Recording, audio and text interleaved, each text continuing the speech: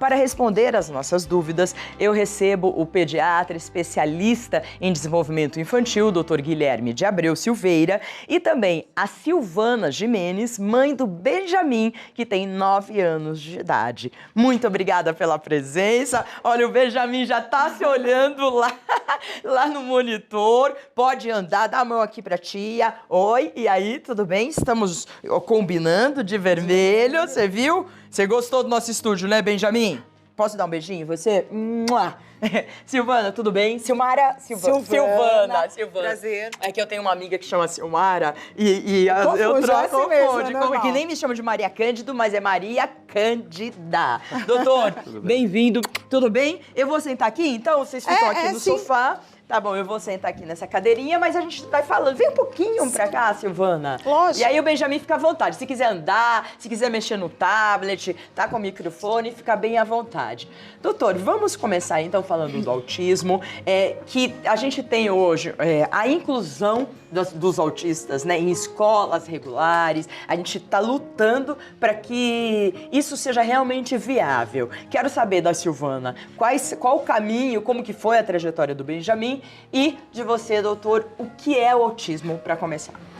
Bom, o autismo é um transtorno de desenvolvimento, mas mais especificamente do comportamento infantil. Então, fisicamente é uma criança saudável, mas o comportamento dessa criança está afetado de alguma forma, muito variada, né? Hoje a gente não trabalha mais especificamente com o termo autismo, a gente trabalha com o termo de transtorno do espectro autista. Tá, desculpe, transtorno do espectro autista. Exato, é um grande guarda-chuva que engloba uma série de outras questões, uma série de outros diagnósticos que podem estar inseridos dentro do que a gente chama de TEA, né? Transtorno do espectro autista. Tá, a gente vai entrar em detalhes sobre o transtorno, mas eu queria falar com a Silvana. Silvana, quando que alguém diagnosticou e você começou a perceber alguma coisa diferente no Benjamin? Obrigada pela oportunidade de estar prazer. aqui. Para nós que somos mães de crianças diferentes, né? Costumamos dizer que as crianças são especiais, mas elas são diferentes. É um privilégio poder estar aqui em nome de todas elas. Para mim, que sou mãe de outros 2 filhos que são adultos, tudo começou a parecer muito diferente com o desenvolvimento dele do 2º para o 3º ano. Até então ele era um bebê normal. Ele andou com 1 ano de idade, a gente não teve nenhuma dificuldade com ele, com outras coisas como comer, se relacionar, beijar. Mas a dificuldade dele de falar era muito grande. Então a gente foi notando que isso foi se acentuando, não foi melhorando. Aí todo mundo dizia, mas ele tem o tempo dele, isso vai passar. Mas outra coisa que nos incomodava é quando falávamos, Benjamin, venha, ele não vinha. Então a gente fomos fazer um teste de audiometria, será que ele é meio surdo, né? Mas não era o caso. E aos 3 anos de idade ele foi diagnosticado com autismo. Entendi. Que depois mudou. Ele tá tão fofo, só você tá falando, você não tá vendo, eu tô vendo aqui. Ele tá encantado com a imagem dele no monitor, muito fofinho. Bom, então continua, Silvana. Então, e aí aos 3 anos a gente fechou esse diagnóstico, foi bem cedo até, né, porque muitas mães têm filhos com 10, 11, 12 anos e não conseguem fechar. Mas como nós fomos muito insistentes e fomos muito atrás, temos uma pessoa na família que é neurologista e ela realmente disse, olha, todos os incentivou indícios... vocês procurarem? Ela disse que todas as características levavam a ser autista. E a gente foi Vou dar atrás. uma pausinha em você, Ok. porque você falou do diagnóstico de 3 anos de idade. Sim. Tem um dado importante, que é um diagnóstico que tem que ser precoce isso, né? Por quê, doutor? Olha, quanto mais cedo se diagnostica algum transtorno de espectro autista, ou mesmo outros transtornos comportamentais, mais cedo a gente investe nessa criança. Então, tem uma série de terapias complementares que nós podemos fazer, como, por exemplo, não isolar essa criança socialmente, né? Uma criança que tem transtorno de comportamento, especificamente um transtorno de espectro autista, ela vai procurar sempre se isolar, ela tem uma limitação de interesse, ela tem uma limitação do contato social, então ela vai buscar sempre um isolamento social. E quanto mais os pais incentivam isso, pior fica. Né? Mais essa criança fica fechada dentro do próprio mundo. Então a gente consegue investir antes, consegue agir antes. Mas infelizmente o diagnóstico ainda é muito tardio. Silvana, deixa ele deitado. A mãe sempre fica preocupada, né? Mas, ó, aqui é manhã leve. Ah, então aqui, é leve. Aqui é leve. Pode deitar, criança é criança. Tá ok. Né? Tá ótimo. Deixa ele. O doutor falou do diagnóstico e o Benjamin, ele tem uma síndrome, que é um dos transtornos, né? Que é síndrome de Asperger. Asperger. Isso. É comum isso? Como foi que eles chegaram a essa conclusão? Na realidade, quem chegou foi o Dr. Guilherme. Ah, é verdade, foi o doutor Guilherme. Ah, é verdade. Ele é paciente do doutor. Então, doutor, por favor.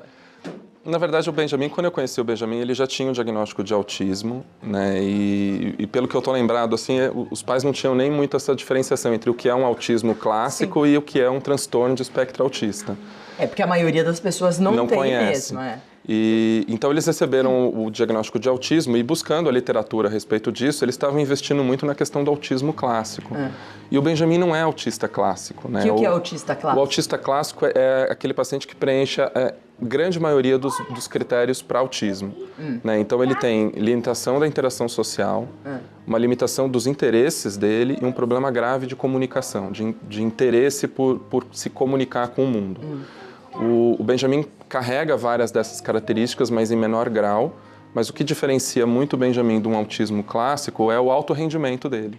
Né? Então, o Benjamin é uma criança muito inteligente. Eu vi que ele chegou no estúdio, ele vê tudo, ele gosta, ele interage, ele né, tá ligado no mundo. Ele aprende as coisas praticamente sozinho, desde idades muito tenras. Então, assim, ele é de altíssimo rendimento. Então, o Benjamin ele não se encaixa em autismo clássico, ele não se encaixa especificamente num transtorno de espectro autista vago, mas sim numa síndrome de Asperger, né? Então ele tem as questões de interação social, ele tem uma certa predileção por não interagir socialmente, por não se comunicar, mas ele é uma criança de alto rendimento, ele aprende muito fácil. Ele só se comunica quando ele quer, Silvana? Quando os assuntos são de interesse dele. Por exemplo, agora... isso é maravilhoso. Eu vou ser que nem o Benjamin, porque às vezes a gente tem que falar de um monte de coisa. Né? Então, eles são extremamente literais, né? E isso é uma característica que ele tem. Então, quando você diz, fique direito, ele diz, não, vou ficar esquerdo. É a maneira dele de dizer, literalmente, você está dizendo isso, eu estou te contrariando, né? E ele está muito animado, ele ama microfone, ele ama palco. Então, para ele está falando microfone, ele está se vendo na TV, é a característica dele. Quando falar autismo para você, você pensava que o autista fosse, quem tivesse o transtorno, fosse de que jeito? O jeito que você aprendeu o jeito que eu vi na TV com aquele garotinho...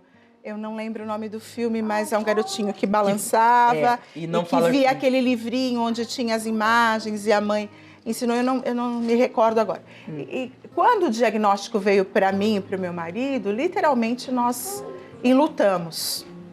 Porque a primeira característica. O que a gente tem, a primeira mão de literatura sobre, é tudo muito severo e você tem que pegar seu filho e esconder. Porque assim, a sociedade não vai aceitar. Seu filho é diferente, seu filho não se encaixa, ele tem que, ou ele está na caixinha, ou ele não serve. Então, ele está à margem da sociedade. Nós fomos aconselhados até por uma terapeuta para não contar para ninguém, porque ele ia sofrer muito preconceito. Então, por uma terapeuta? Uma terapeuta, para você ter uma ideia, né? Como era o preconceito. E não faz tanto tempo assim, a gente está falando de algo... Não, Benjamin tem a gente tem que falar a verdade, ainda existe o preconceito, mas cada vez mais a gente... eu vejo várias informações sendo divulgadas e as pessoas lutando para que não haja tanto preconceito e haja Programas inclusão. como o seu trazem um serviço social. Porque, assim, a informação, ela chega mais rápido através da televisão. Então, a necessidade que as pessoas realmente têm é de mais informação. Então, quando eu falo assim, meu filho tem espectro do autismo, a pessoa olha e fala, nossa, não parece. Mas assim, não vai parecer.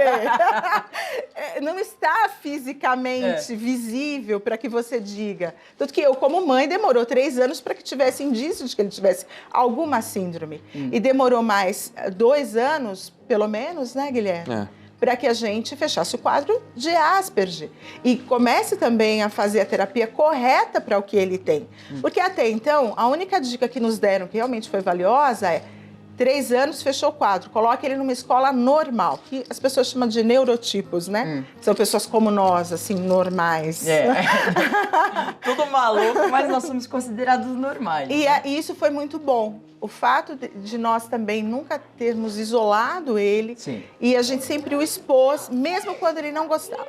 Então, como ele não gostava de ambiente com muito barulho, porque eles têm uma percepção sensorial Auditiva muito grande. muito mais aguçada que a nossa.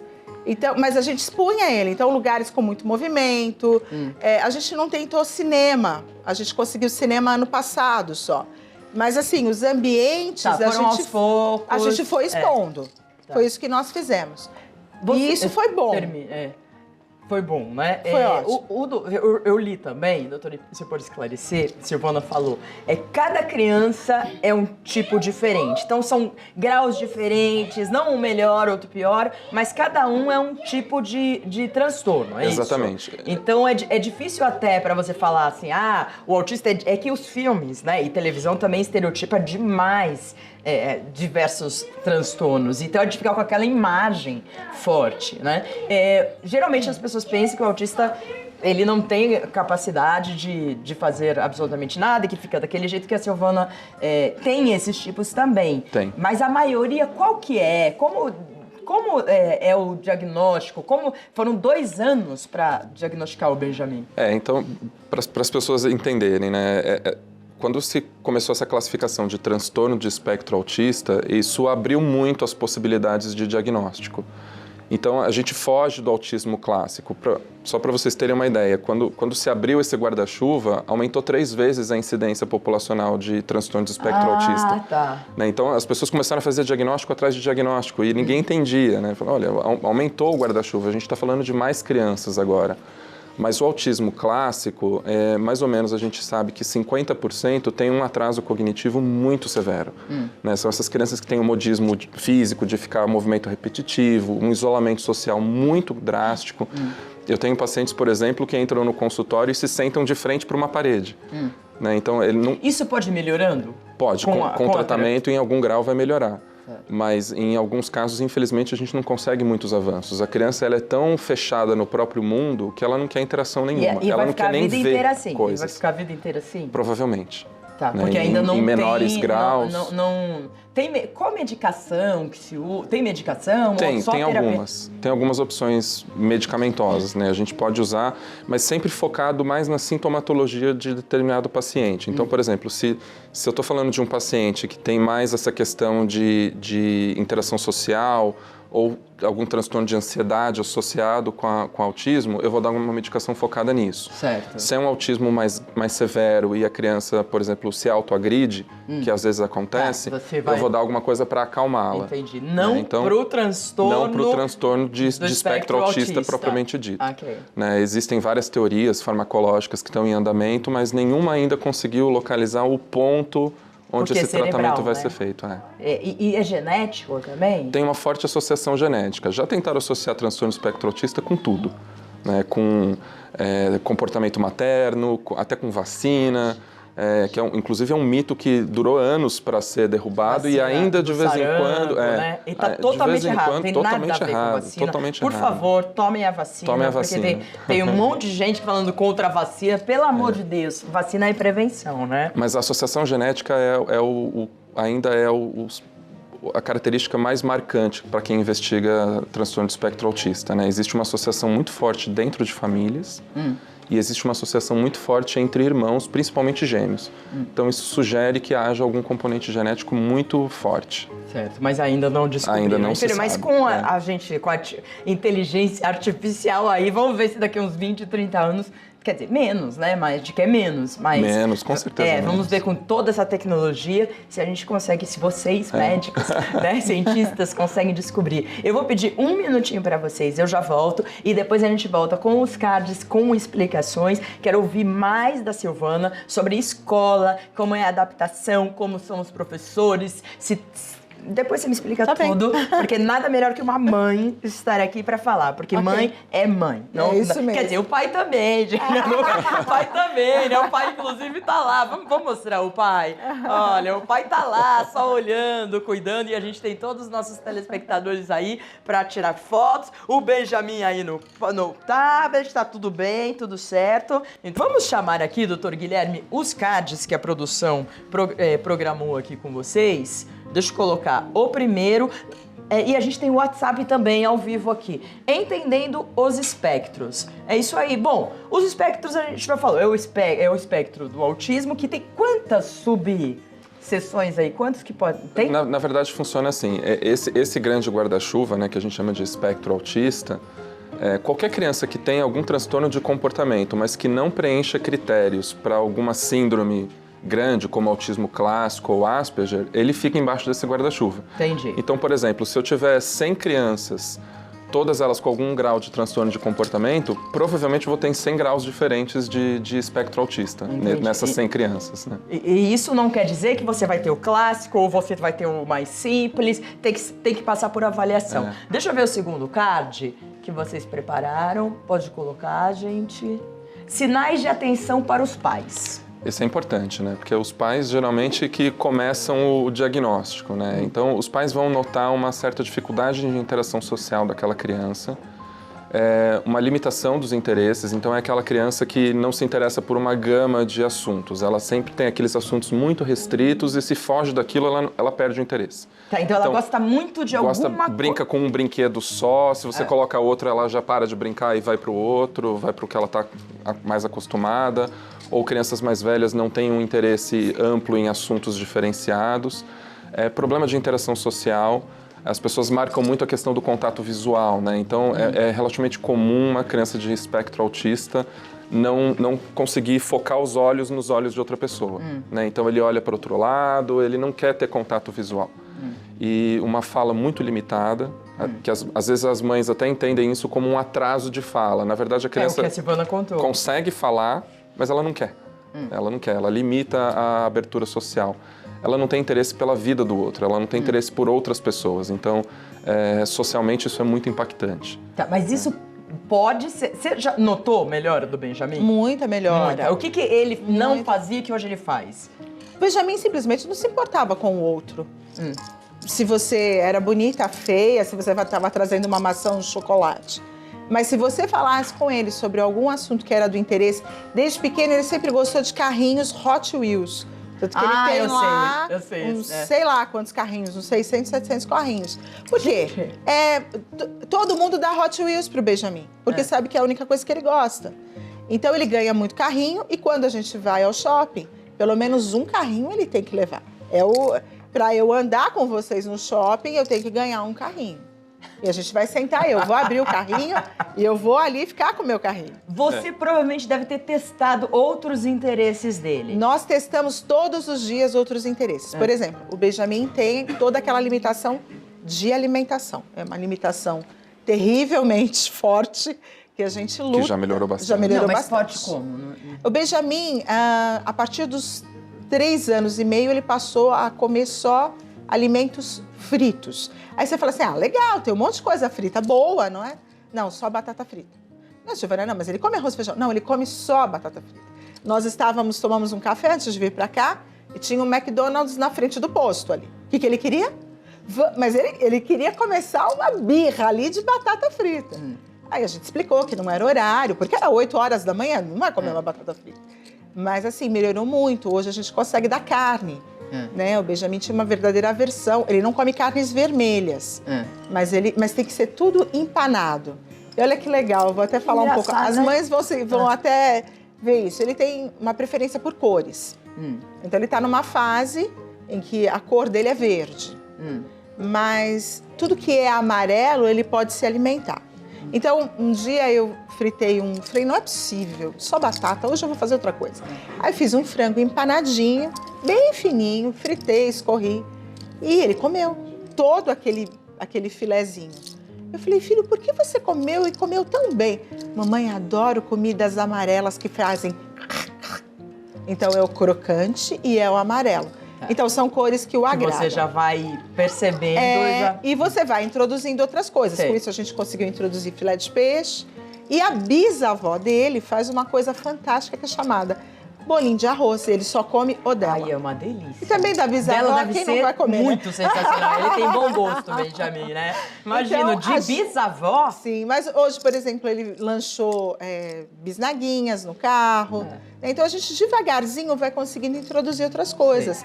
Eu consigo fazer frutas com leite e colocar frutas diversas. Então, manga, maçã, banana, morango. O que tem à mão ali, eu consigo dar para ele. Um então, cuidado todo especial, a né? gente vai mudando a alimentação devagar.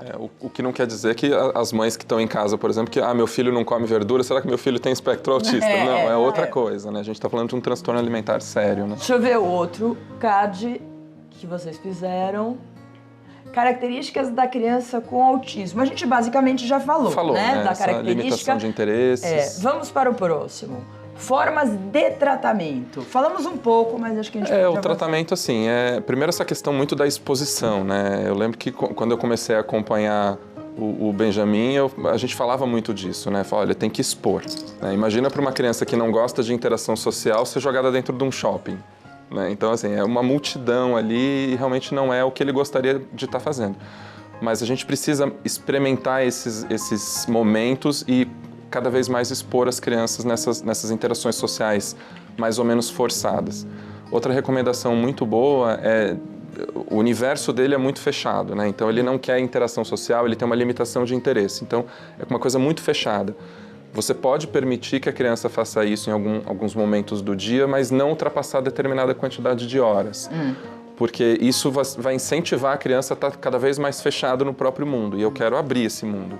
Né? Então, mas quando você abre muito, ele não se sente muito incomodado? Sente. Então a Então, gente qual tem que é o sempre... limite do incômodo? Por exemplo, ir a um shopping e ter tanta... Até eu me sinto incômodo. Sábado e domingo no shopping é insuportável. É difícil, é Então, insuportável. A gente vai modulando de acordo com a característica da criança. Então, um autismo mais severo, a gente vai um pouco mais devagar. Um autismo Tudo mais vocês leve... dois falando, né, Silvana? Vocês Sim. dois Sempre trocando figurinhas, né? Sempre. Escola, amigos. Por exemplo, a gente foi fazer a lista para ele foi lá com o pai para arrumar a blusa. Ai, que bonitinho. Então, a gente foi fazer a lista de aniversário. Então, quem são os seus amigos? Então, houve toda uma dificuldade para ele, porque, na realidade, os amigos para ele são as crianças que o apoiam em sala de aula. Mas um amigo que vai em casa e que ele brinque, ele não tem. Então, a gente, todos os dias, incentiva ele a fazer novos amigos, né?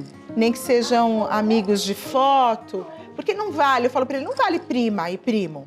Tem que ser amigo de fora, né? Então a gente faz esse E as incentivo. crianças que estudam com ele são receptivas? Você sabe que ele está numa escola pública hoje. E a escola pública que ele está é uma escola que desenvolveu muito a habilidade de trazer o aluno para o universo escolar. Isso é raro. E é uma escola modelo, né, aqui no município de São Paulo. Aqui não, né, nós estamos lá em São Paulo. É uma das escolas que já fazem isso há mais de 10 anos. Qual é o nome da escola que eu gostaria de Anália Franco Bastos. É na Zona Leste? Não, ali é centro, é Pari ali, né? Tá, Anália Franco Bastos. Parabéns a essa escola, aos professores. Eles são fantásticos. A coordenadores. A coordenadora, diretor. Josi, é maravilhosa. Que bom, parabéns, olha. O que ela tem feito com o Benjamin, para mim, foi maravilhoso. Meu filho estava fora da escola desde os 4 anos de idade. Quando ele fez 8 anos, ele falou, agora eu vou para a escola porque eu fiz 8 anos. E o Benjamin foi rejeitado por 9 escolas particulares. Eu imagino. Essa é a realidade. E aí, uma escola pública o aceitou. Então, eu sou muito grata. Que maravilha, muito parabéns. Vamos responder as perguntas do WhatsApp, porque mães, assim, como você no começo, devem ter dúvidas. A Veslânia Souza, bom dia, estou grávida. Existe alguma forma de saber se a criança será autista ou somente após o parto? Doutor? Não tem. A menos que tenha assim, uma certa tendência familiar, se ela já tiver histórias de transtorno de espectro autista na família dela, ou de repente algum parente próximo, como primos de primeiro grau, etc., ela pode ter uma certa tendência.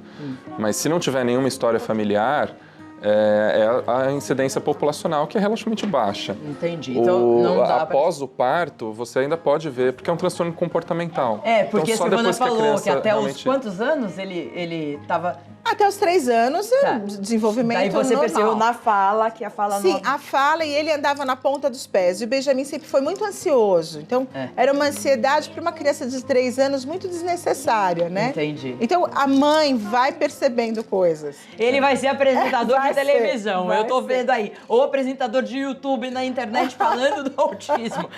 Porque eu acho muito importante. Pessoas, às vezes, que têm determinadas limitações e, de repente, se conseguem melhorar essas limitações, passar a sua experiência. E a internet é muito aberta a isso. O doutor já tá lendo a vergonha aqui. Vanessa, bom dia. Eu gostaria de saber quais os tratamentos mais modernos e comprovados para a terapia para a melhora dos sintomas do transtorno do espectro autista. Se é a terapia ABA.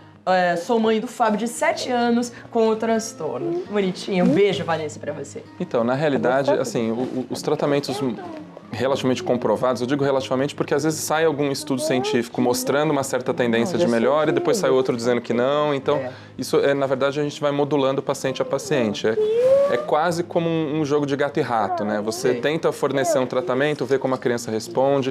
Às vezes a criança fica muito sonolenta, você retira aquele tratamento e tenta outro. Então, a gente vai muito nessa questão. Existem 2 ou 3 medicações que a gente usa com mais frequência, né? Clonidina, risperidona, a própria fluoxetina, né? Que é um tratamento clássico para transtorno de ansiedade e depressão, em doses adaptadas para uma idade pediátrica, evidentemente. Mas a gente pode se valer dessas medicações de acordo com a sintomatologia mais prevalente naquele paciente. E mais a terapia, a psicóloga, né? Psicólogo, terapeuta ocupacional, né? Você realmente... E essas terapias que eu chamo de complementares, né? Então, não deixar a criança ficar inerte dentro do próprio mundo, expor essa criança à realidade. Esse tipo de tratamento tem no SUS?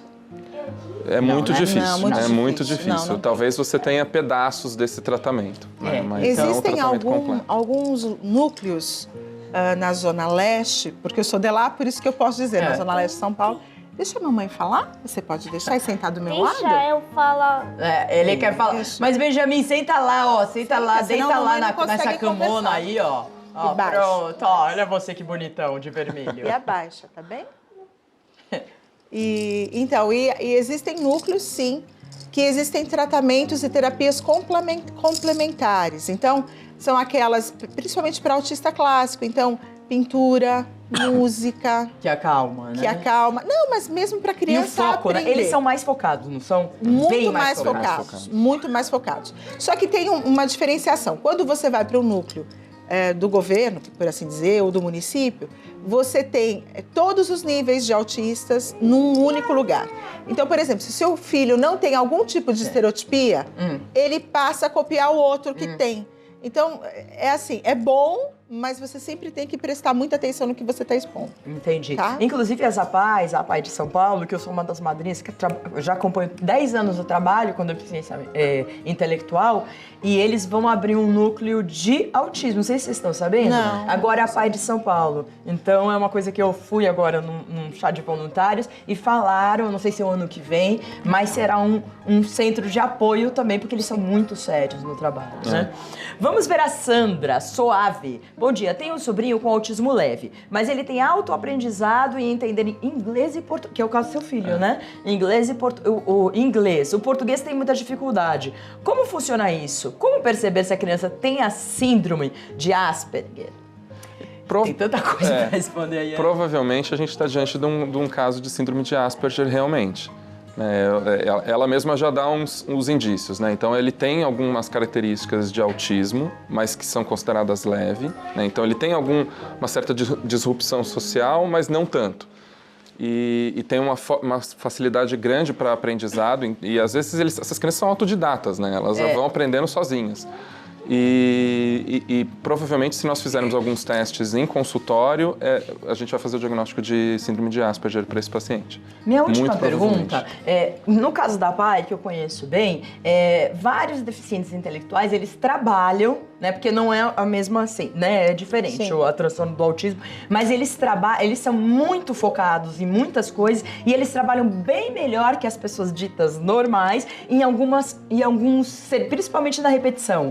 Existe algum estudo que fale assim, o autista leve, de repente, um dia vai poder trabalhar em algumas coisas e ser produtivo nesse sentido dele também interagir mais? Sim, provavelmente. E, na verdade, eu acho que a gente já vive essa situação, porque muitos dos pacientes que vêm com transtorno de espectro autista de graus mais leves, perguntando para os pais a sua própria história, né? Então, como que você era quando você era pequeno, tá? Você percebe algumas características na vida dos pais. E são profissionais, são funcionais, né? São pais de crianças com autismo, com transtorno de espectro autista, que são funcionais. Silvana, eu gostaria que você deixasse uma última mensagem. Você viu que tem pessoas que... Eu vou até dar o seu contato, não sei se você colocou aqui, se você quer dar. Mas, sim, eu dou. Lógico, então, eu queria que você deixasse uma mensagem para esses pais, mães, que de repente têm a criança com o transtorno e às vezes não sabem o que fazer ou não colocam em contato com a sociedade por medo. Olha, o que eu quero dizer para todos vocês é a primeira coisa que vocês têm que fazer é amar os seus filhos. Quando a gente descobre que o filho tem alguma diferença dos outros, o teu apoio é fundamental. Mas busquem a ajuda de um profissional capacitado, experiente. Ele vai te dar o caminho, ele vai te deixar tranquila.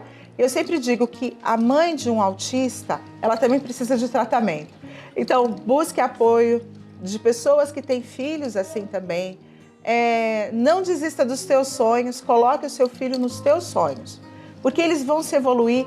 E olha, a evolução do Benjamin de um ano para cá é gigantesca. Então, assim, o que eu tenho para dizer para vocês é não desistam dos seus filhos nunca, porque eles vão ser maravilhosos e vão brilhar. Silvana, muito obrigada. Você pode deixar algum Facebook, alguma coisa? Você tem? Sim, sim. Vocês podem entrar em contato no meu Facebook, é Silvana Gimenez. Com Z? Com Z né? no final, no Facebook. E a gente também tem Ricardo e Silvana Gimenez, eu e meu marido. Vocês também podem entrar em contato com a gente no Facebook e no Instagram. E também, que é também Ricardo e Silvana? Ricardo e Silvana Gimenez ou Silvana Gimenez no Instagram. E por que não tem só Ricardo Gimenez também? Também tem Ricardo Gimenez. Posso deixar o seu? Não, isso é só uma... não. Tudo bem. Foi só uma brincadeira que eu vi com você. Não, é só eu, Alice. É isso aí, mulher, de Eu verdade. digo sempre que o homem é que manda, mas a gente é que é o pescoço. Né? Doutor Guilherme de Abreu Silveira, pediatra, especialista, quero te agradecer muito e deixar também o seu Instagram, se quiserem mandar uma mensagem direta pra ele. Guilherme Pediatra. Não é pra consulta, né? Porque às vezes a pessoa fica consultando, eles não podem fazer consulta pela internet. Guilherme Pediatra. E o telefone do consultório é 0 operadora 11 5102 2013. Muito obrigada, doutor Guilherme, Silvana, Benjamin, que foi um espetáculo aqui no programa. Benjamin, vamos lá? Beijo. Obrigada, viu? Tá bom? Pode levar o microfone pra você. Não pode não, senão eles brigam comigo. Olha que ele leva. Então, não pode não, só tô brincando.